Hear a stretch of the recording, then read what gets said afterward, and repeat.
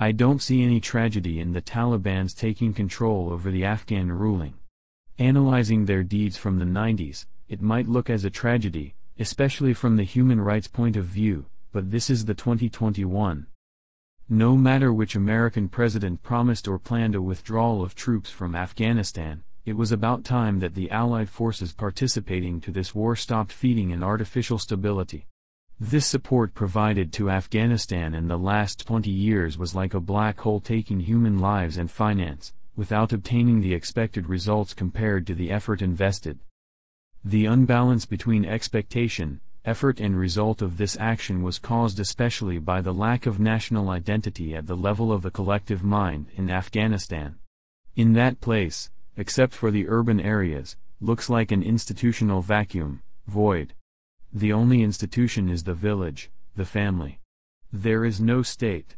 Except religion, which is not a permanent value, the poverty is the only thing that keeps the Afghans united. We like to call them Afghans, so that we can label all of them and believe that they all think and act the same, towards a national ideal. But this is wrong. The poverty and lack of technology reduced them to exclusive loyalty to their diverse and small communities. The fact that some barefoot insurgents defeated the strong USA Army and their allies caused a lot of wonder. But this is just one half of the truth, meant to minimize the effort of the Allies. The other half of the truth is that the barefoot got help from those who were interested that the Allied forces spent time and resources in Afghanistan.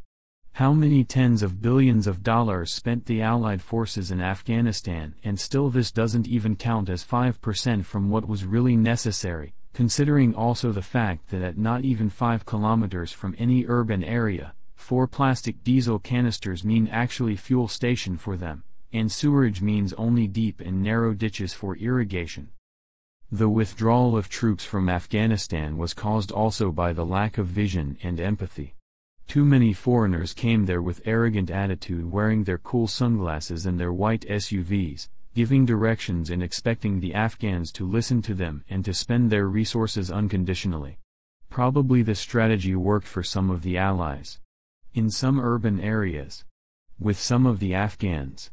But outside Kabul, Kandahar or Herat, the reality is different, and the Afghans nodded, showing their understanding regarding what they have to do, just to receive something in exchange, to soothe their poverty. And this is how Allies checked some more activities on their checklist. It makes me sad when I remember the number of lives wasted in Afghanistan, but I am happy this is over. What Afghanistan needs is something that speaks in its undeveloped language. And that something that matches those poor and austere areas is religion.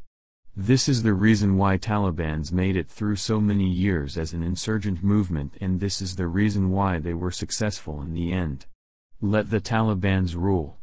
Let them waste energy and resources. Keep them in check and punish them as many times as you wish.